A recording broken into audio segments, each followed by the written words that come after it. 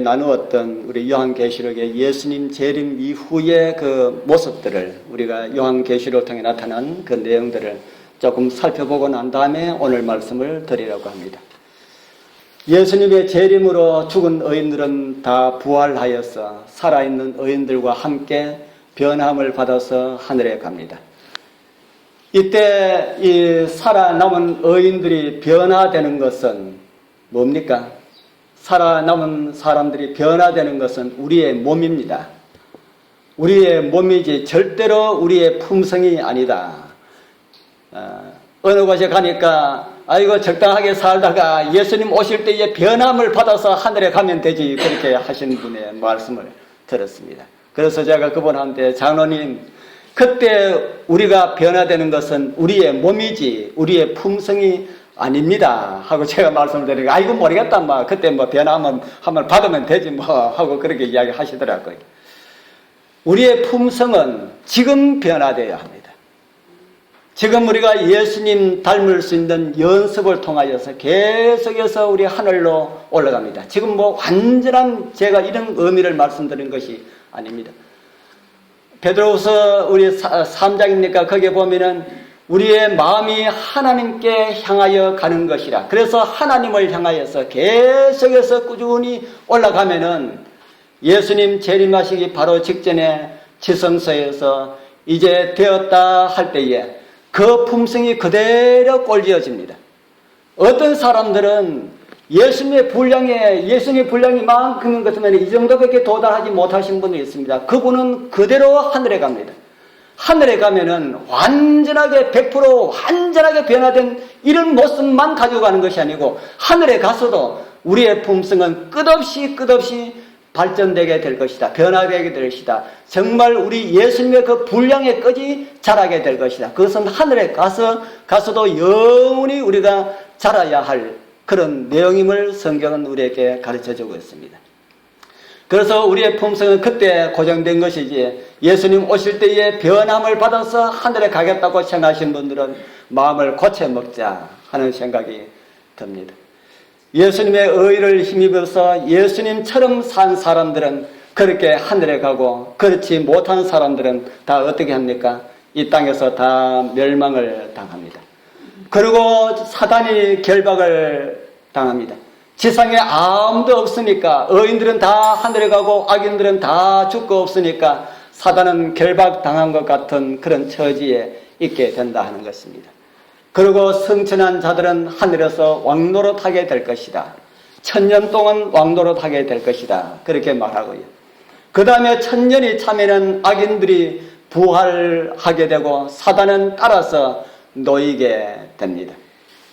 그리고 부활하고 난 다음에 예루살렘 성을 포위 공격하려고 할 것입니다. 바로 그때 하늘에서 불이 내려와서 저희를 어떻게 한다 그랬습니까? 저희를 소멸하고. 이 소멸은 새들이 모이를 주워 먹어서 하나도 남김없이 다 먹어버리는 이런 의미라고 말씀을 드렸죠. 그래서 소멸은 완전히 태워서 다 없이 하는 그런 것을 가리키는 것이다. 여기서 우리가 한 가지 생각해 볼 것이 있습니다. 하나님께서는 사람을 멸망시키기를 원하시는 그런 분이라 하는 이런 사실들을 인터넷에 아주 많은 안티들이 비난을 하고 있습니다. 정말 하나님께서 사람을 멸망시키기를 그렇게 원하시는 그런 분이십니까?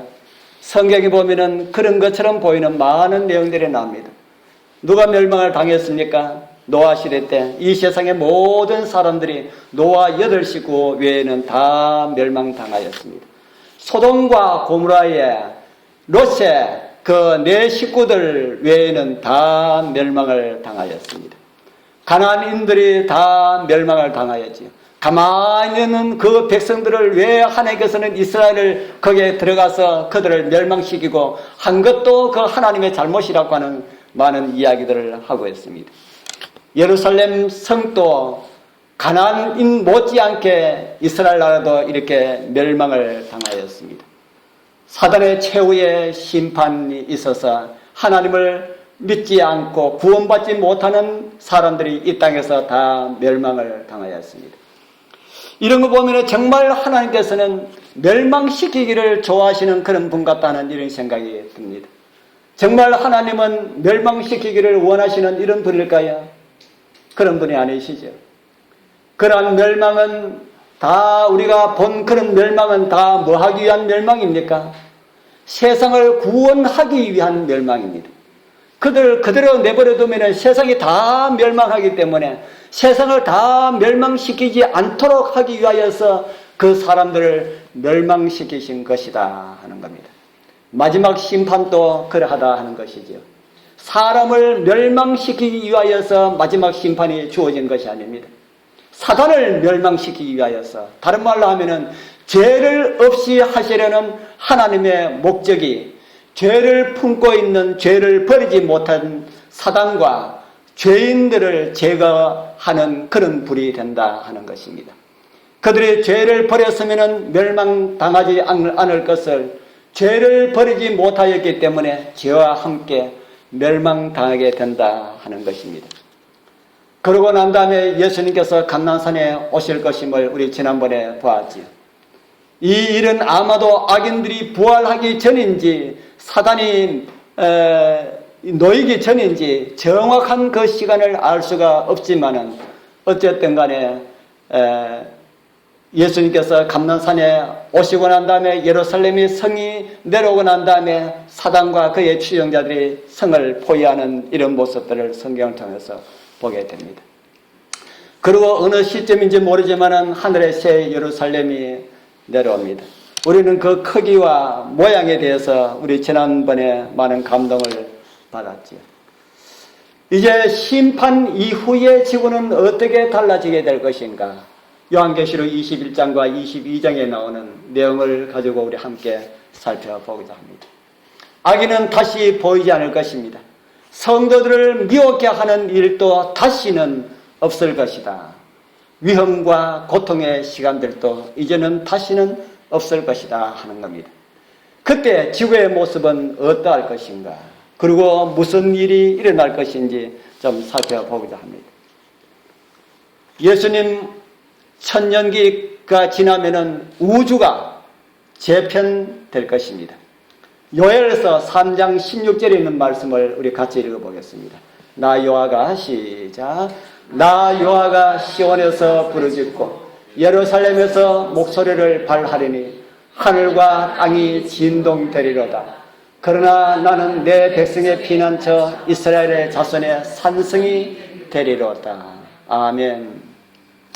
여기 보면은 하늘과 땅이 뭐 한다 그럽니까?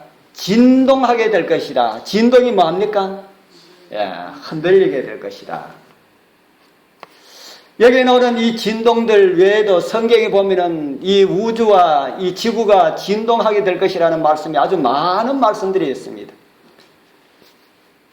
오늘 이 요엘서에 있는 말씀도 상징적으로 이해할 수도 있지만은 정말 하늘이 진동하는 일이 있을 것이다.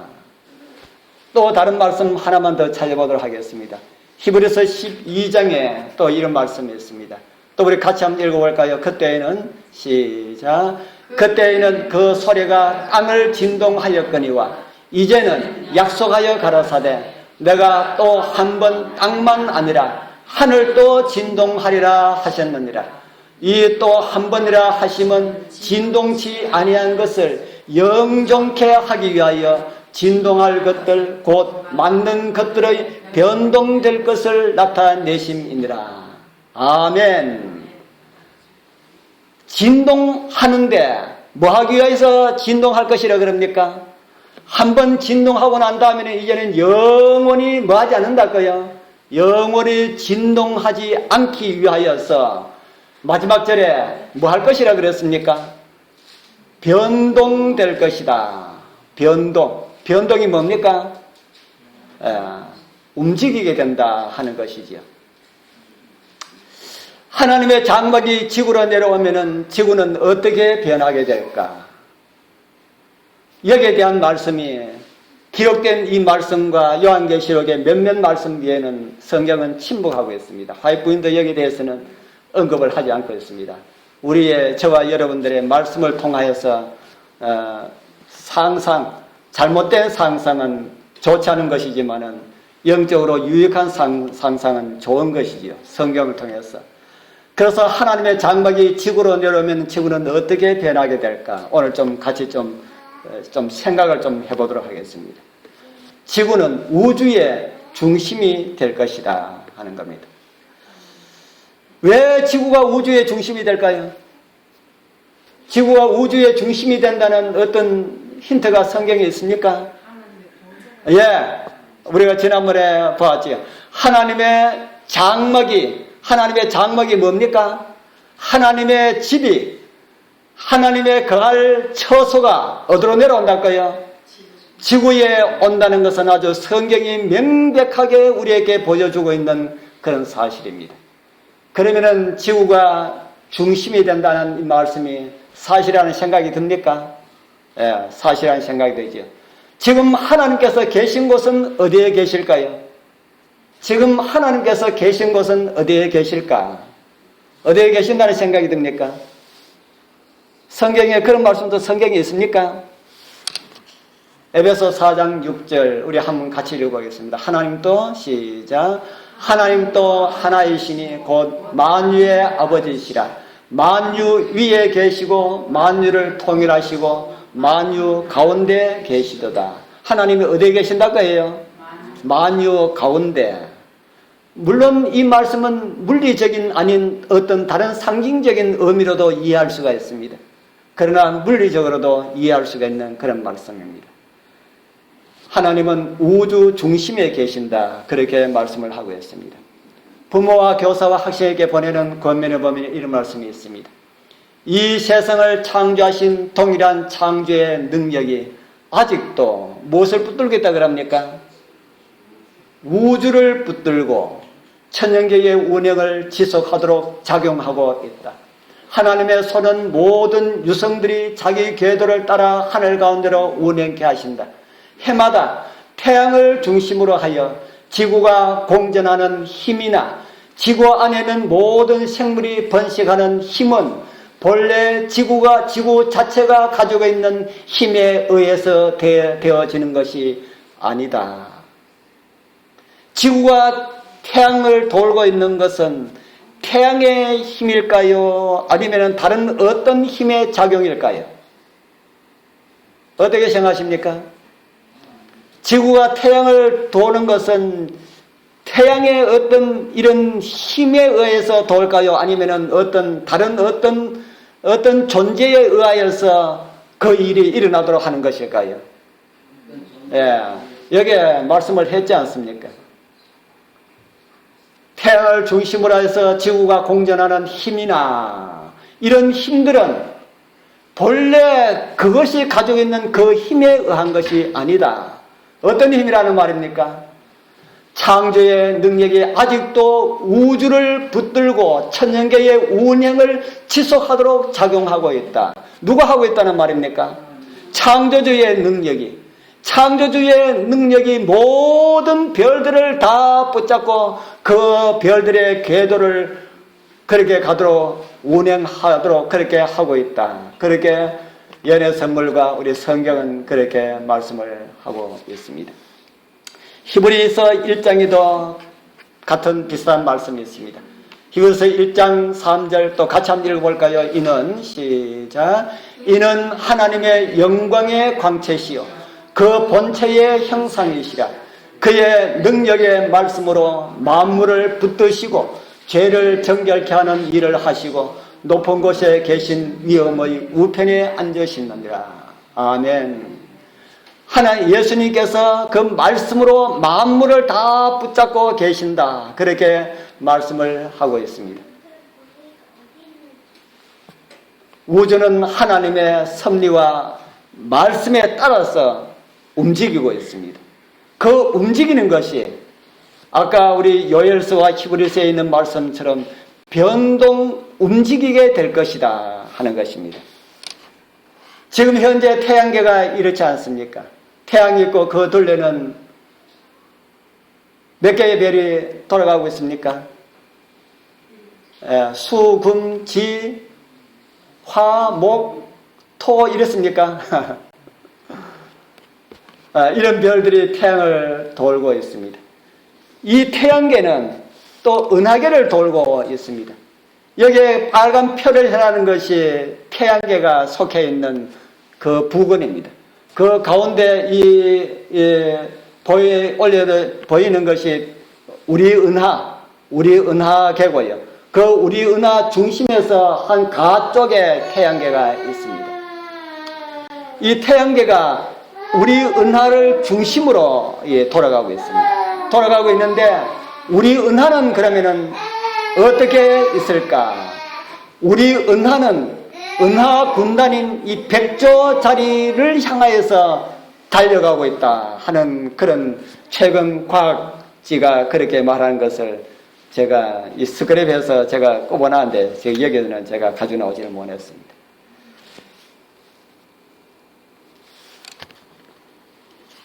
자, 그전에는 지구는 태양을 돌고 태양계는 은하계를 중심으로 따라서 돌고 은하계는 또 다른 은하군단인 이 백조자를 따라서 돌아가고 그 은하군단은 또 다른 무언가를 이렇게 향하여서 이렇게 돌아가는데 예수님 오셔서 이 지구가 우주의 수도가 된다면은 어떤 일이 어떻게 변동이 될 것인가? 천연계의 모든 천연계가 하나님의 보좌를 중심으로 돌아가고 있기 때문에 하나님의 보좌가 지구에 있게 된다면 모든 천연계가 지구를 중심으로 돌아가게 될 것이다. 저는 그렇게 이해를 하고 있습니다. 성경에 그렇다 이렇다 하는 말씀이 없기 때문에 제가 그렇게 이해하고 있다고만 말씀을 드릴 수밖에 없습니다. 왕이 있는 곳이 그 나라의 수도인 것처럼 하나님께서 계신 곳이 우주의 수도가 될 것이다 하는 것입니다.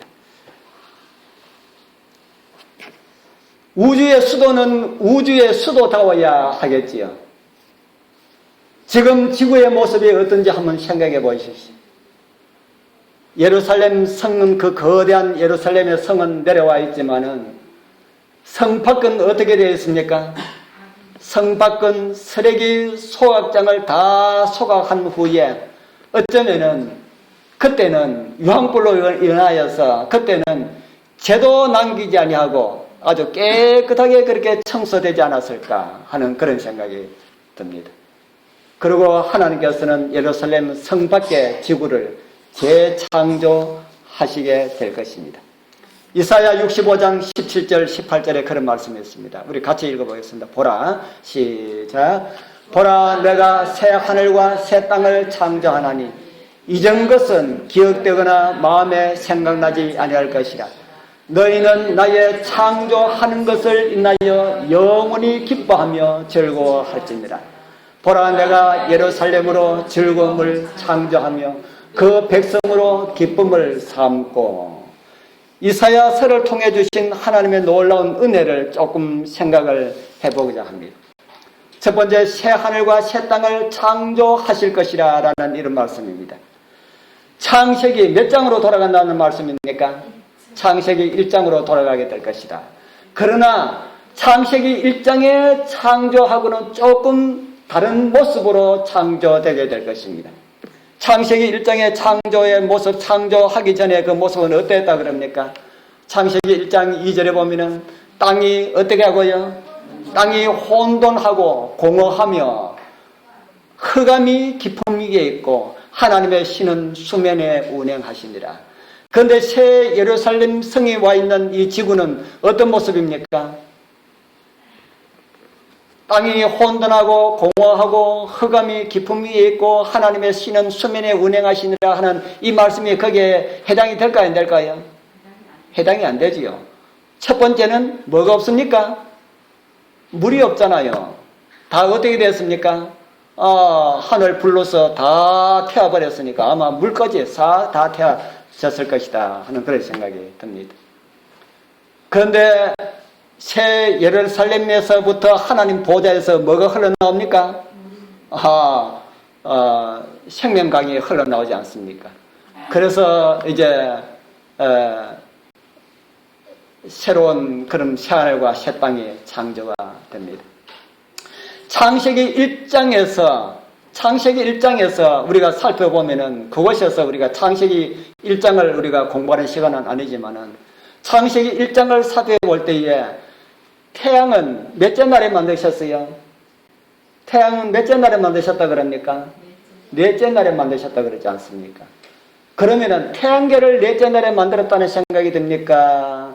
태양계는 그 먼저 있었는데 넷째 날에 빛을 발광하는 이 발광체를 만들었다는 생각이 듭니까? 여러분들은 어떻게 이해를 하십니까?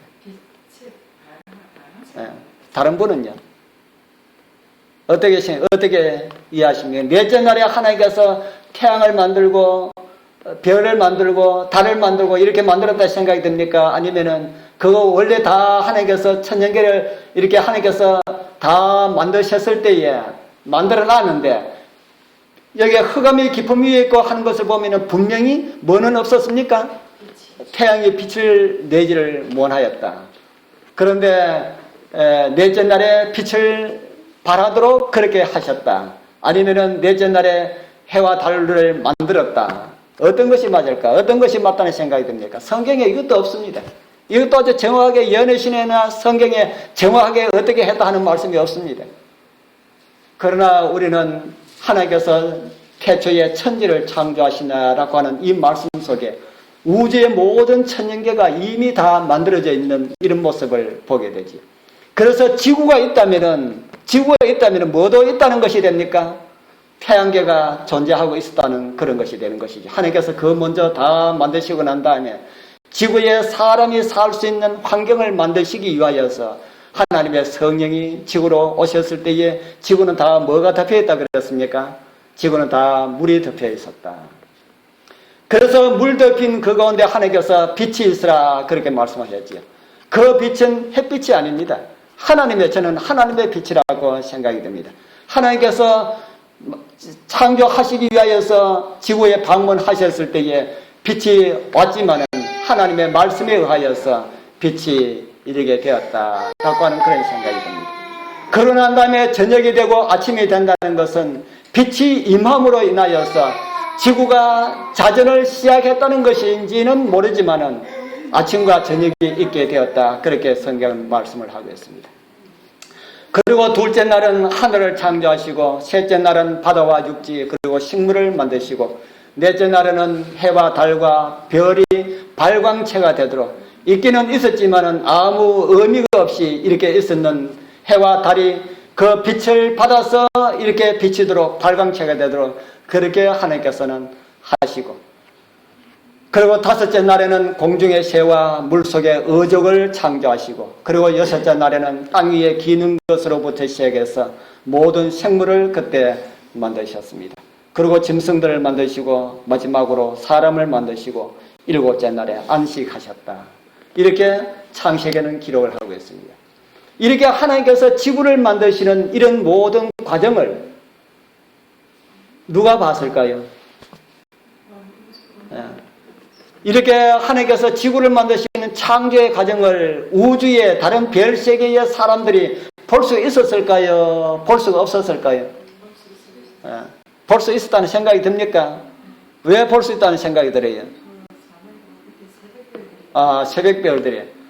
우리 인간의 과학도 지구 반대편에 있는 것을 우리가 다 볼 수 있도록 다 이렇게 해주고 달나라 또 사진 다 보내주고 그래 하는데 우주에 범죄하지 아니하는 그 인간의 사람들의 그 머리의 지능지수가 얼마나 좋겠습니까?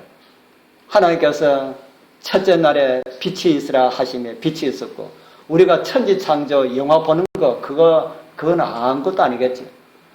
첫째 날부터 시작해서 둘째 날, 셋째 날, 넷째 날, 다섯째 날, 여섯째 날, 일곱째 날 창조 모든 과정들이 아마 생생하게 생중계되지 않았을까 하는 생각이 듭니다.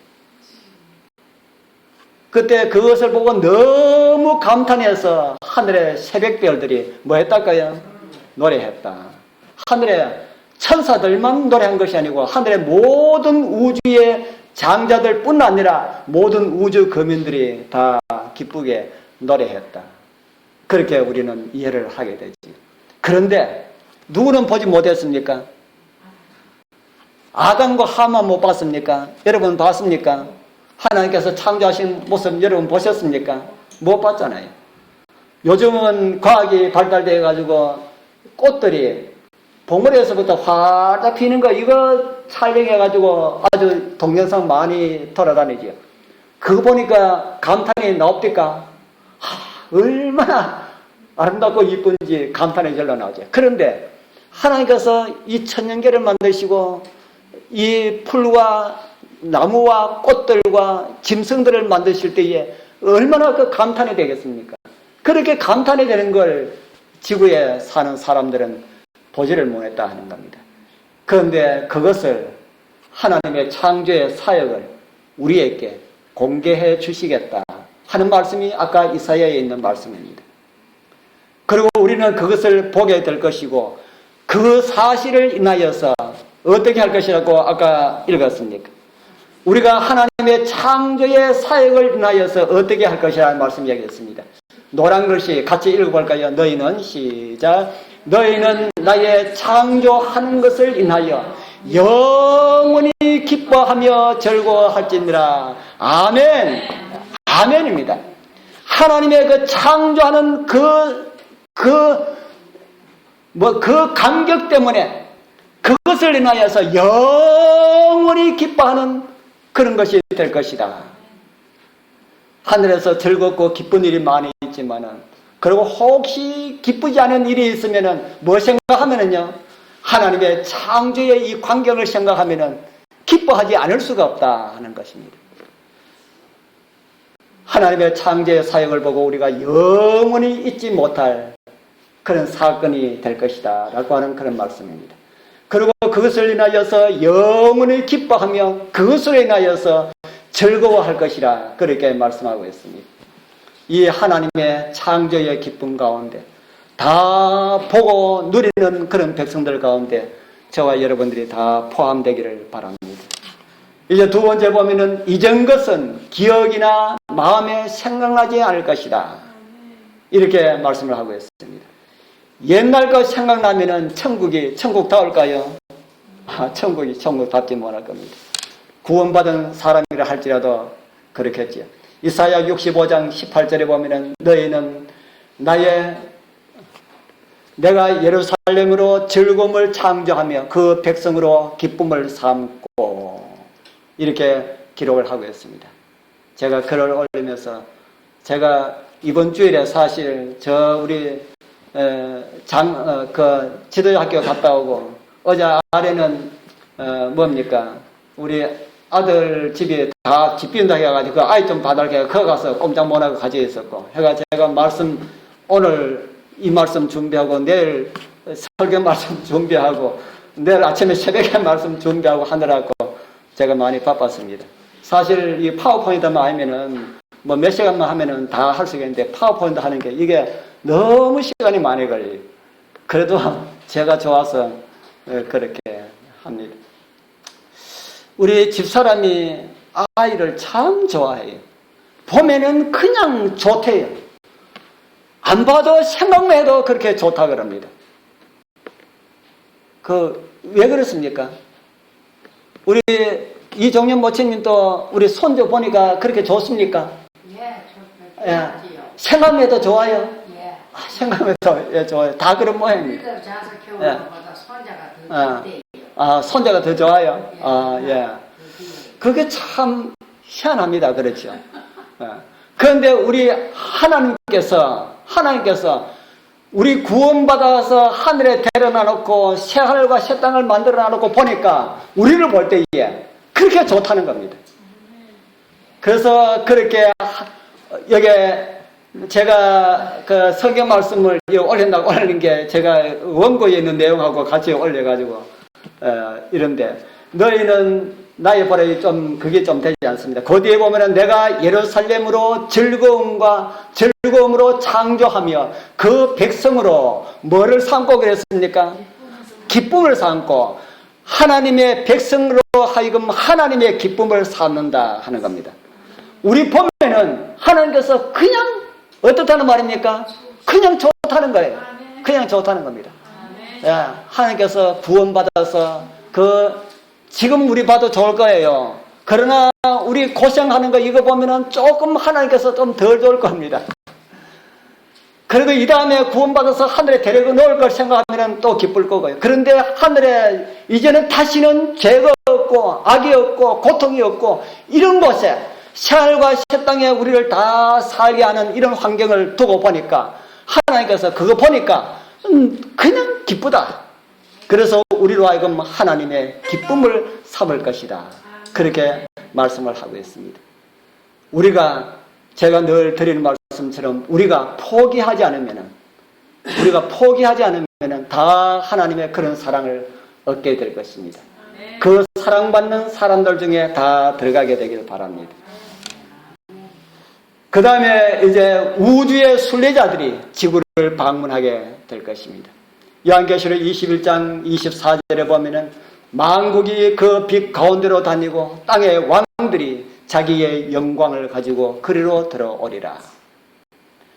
1000년 동안 왕노릇한 구원받은 사람들을 가리키는 말도 되지만은 더 큰 의미는 우주의 왕들, 우주의 장자들을 가리키는 그런 의미로 이해할 수도 있습니다. 우주의 장자들이 뭐 할 것이라는 말입니까? 우주의 장자들이 지구를 방문하게 될 것이다. 그런 일이 있을까요? 우리나라의 국제적인 제일 큰 행사, 어떤 행사를 했습니까? 올림픽. 아무래도 올림픽 행사가 제일 큰 행사겠죠. 그런데 이 올림픽 행사는 선수들하고 뭐 이런 사람들만 왔지 정상들은 많이 안 왔잖아요. 정상들도 온 사람들도 있고. 정상들이 많이 온 거는 우리나라 언제 많이 왔습니까? 그때 20입니까? 그때 우리 20나라 정상들이, 왕들이 우리나라 와서 저쪽에 부산 동백섬에서 정상회담을 하였지. 그때 우리나라가 제가 기억이로는 사람들마다 굉장한 이런 자부심들을 많이 가진 것 같더라고요. 야, 우리나라도 이제는 G20 가운데 들어갔다. 지금은 그보다 더 많이 올라갔지만은 우리나라도 그 가운데 들어갔다 하는 이 사실을 인해서 굉장히 많은 이런 자부심을 갖는 것을 그때 좀 느꼈습니다. 그런데 하늘 장자들 총회, 하늘의 그 장자들 G20이 아니라 하늘 장자들 총회는 몇 명 정도 모일까? 그리고 우주 어디서 열릴까? 하늘 장자들 총회 어디서 열릴 거라는 생각이 듭니까? 하늘 장자들 총회를 그릴 수가 없어가지고 이렇게 그렸습니다. 시합도 안 시합. 성경에 보면은 하늘 장자들의 총회가 몇 곳에 나오는 그런 모습을 보게 되는데, 하루는 하나님의 아들들이 여호와 앞에 섰고 하는 이 장소가 어디겠습니까? 하나님 보좌 있는 곳, 하나님 보좌 있는 곳. 그렇다면은 하나님 보좌가 어디에 내려와 있습니까? 지구에 내려와 있는데, 우주의 장자들이 어디로 올까요? 그럼요. 지구 총회하려고 그러면 어디로 와야 됩니까? 지구로 온다. 저 우주의 별이 몇 개라도 그렇습니까? 여러분들 생각하는 우주의 별은 몇 개 정도 될까요? 적어도 태양계 속에 있는 지구와 같은 사람이 사는 별만 몇 개 정도 될까? 모르기는 해도 제 생각에는 아마 1천억 개 이상은 되지 않을까 하는 생각이 듭니다. 1천억. 그러면은 장자들만 온다 그래도 몇 명이 와요? 그게 말이 되는 소리입니까? 1천억이 와서 지구에, 조그마한 지구에 어디다 그 1천억 사람들이 온단 말입니까? 그러니까 지구가 변동될 때에 지구가 어떻게 될 가능성이 있습니까? 목성보다 더 커질 가능성이 있습니까? 하나님께서 못하실 일이 있습니까? 온 우주가 지구를 중심으로 돌아가게 된다면은 지금 지구만 해서는 안 되겠지요. 모릅니다. 우리 지금 지구만 해도 하나님의 능력은 다 할 수 있지 않습니까? 전번에 전 말씀드린 것처럼 노아 방주에 5만 명이 생활할 수 없지만은 하나님의 능력은 5만 명도 탈 수 있고 50만 명도 탈 수가 있는 것처럼 하나님의 어떤 그런 능력으로 할지는 그건 모르지만은 저는 생각에 변동될 때 이제 적어도 태양계 속에서는 가장 큰 별이 되지 않을까 그렇게 생각합니다만 이건 제 생각입니다. 성경과 연애신은 침묵하고 있기 때문에 그래서 뭐 우리 집 크다 하는 거 생각해서 나쁜 건 없지 않습니까? 그래서 저는 자꾸 크다 큰 거 자꾸 그렇게 생각하고 싶은 그런 마음이 많이 있습니다. 우리나라는 지금 현재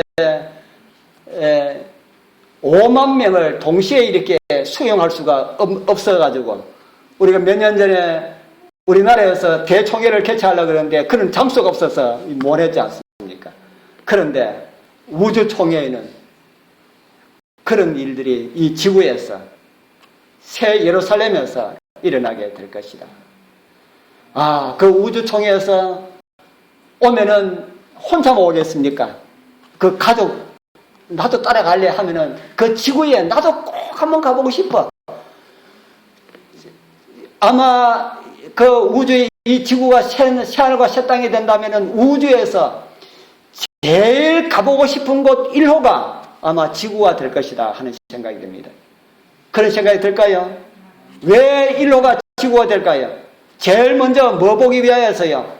새하늘과 새 땅 하나님과 예수님 그 궁전 보기 위하여서 그게 1번이 될 것이고 그것만이 아닐 겁니다. 또 그들 뭐가 궁금할까요? 예수님 이 땅에 오신 거 아까 1번 속에 다 들어갔다 하고 그 다음에 또 그 사람들이 또 궁금한 것이 또 있을 겁니다. 누구예요? 김옥의 집사님 보고 싶어가지고 아마 정말 너무너무 보고 싶어가지고 그런 사람들이 우주 거민 가운데 아주 무수하게 많을 거다 하는 생각이 듭니다. 그래서 우리 김옥의 집사님 보기 위하여서 우리 박선진 집사님 보기 위하여서 우리 김덕환 집사님 보기 위하여서 우주에서 그렇게 지구를 찾게 될 것이다. 우주에서 가장 만나고 싶어하는 사람들 그 하나님 놔두고 가장 만나고 싶어하는 사람들이 있다면 지구의 사람들이 될 것이다. 왜 그렇습니까? 예수님의 사랑의 그 이야기를 생생하게 들을 수 있는 존재는 우주에 누구뿐입니까? 지구인뿐이거든. 지구인뿐이기 때문에 그래서 지구를 그렇게 찾게 될 것이다. 이런 곳에 가지 못하도록 하기 위하여서 사람들은 이렇게 사단은 지금도 저와 여러분들을 미혹하고 그렇게 있습니다. 이미 20장에서 다 소멸되게 될 것이라는 그런 말씀을 우리는 보았지만은 경종을 받기 위하여서 말씀을 요한계시록 22장에 있는 말씀을 하나 더 보겠습니다. 내가 같이 읽어보겠습니다. 내가 이 책의 예언의 말씀을 듣는 각인에게 증거하노니 만일 누구든지 이것들 외에 더하면 하나님이 이 책에 기록된 재앙들을 그에게 더하실 터이요 만일 누구든지 이 책의 예언에서 제하여 버리면 하나님이 이 책에 기록된 생명나무와 및 거룩한 성의 참나무를 제하여 버리시리라. 아멘. 하나님 말씀에 더하는 것도 하지 말고 빼는 것도 하지 맙시다. 내 마음에 든다고 더하지 말고 내 마음에 들지 않는다고 빼지 맙시다. 그렇게 하면은 어디 못 들어갑니까? 그렇게 하면은 하늘에 못 들어갑니다. 내 마음에 들지 않아도 따라하고 내 마음에 좋아도 따라하고 좋든 싫든 우리 하나님 말씀에 따라서 순종하는 그런 우리 모두가 되길 바랍니다. 이것은 성경이 말하는 것만 말하고 성경이 말하는 것만 지키는 그런 성도가 되자라는 그런 말씀으로 우리에게 다가오겠습니다. 이렇게 다 보여주신 주님께서 이제 마지막에 이런 말씀을 하시죠. 이것들을 증거하신 이가 가로사대 뭐라 그럽니까? 내가 진실로 속히 오리라 이렇게 말씀하지요. 이렇게 하실 때 요한은 뭐라 그랬습니까? 아멘. 예. 아멘. 주 예수여 오시옵소서. 우리는 어떤 반응을 보여야 하겠습니까? 예. 우리도 아멘. 주 예수여 오시옵소서. 이런 반응 보이게 되길 바랍니다. 제가 옛날에 다른 교회에서 들었는 그 우리 한 집사님 말씀처럼 예수님 좀 늦게 왔으면 좋겠다. 이렇게 재미있는 이런 세상 버리고 어떻게 하늘나라 가나. 그래서 그런데 그분 지금은 하늘나라 그리워가지고 예수님 빨리 왔으면 좋겠다 하고 그렇게 바뀌었습니다. 우리 여러분들 이 세상에 우리 재미 붙이면은 좋아하는 거 하나님께서 뺏어갈 수가 있습니다. 그것 때문에 좋으면은 그 좋아하는 거 뺏어갑니다. 그래서 하늘나라 좋아하도록 그렇게 만들어줍니다. 그게 하나님의 자비입니다. 우리 정말 이 요한처럼 주 예수여 오시옵소서라는 이런 우리 간정들이 우리 모두에게 나오게 되길 바랍니다. 나를 사랑하사 이런 귀한 계시를 주셔서 우리에게 보여주신 것은 그것을 우리의 것으로 삼으라는 이런 말씀이 아닙니까? 우리 잘 준비해서 주님 오시는 그날 꼭 주님을 맞이할 수 있는 우리 모두가 되길 바랍니다.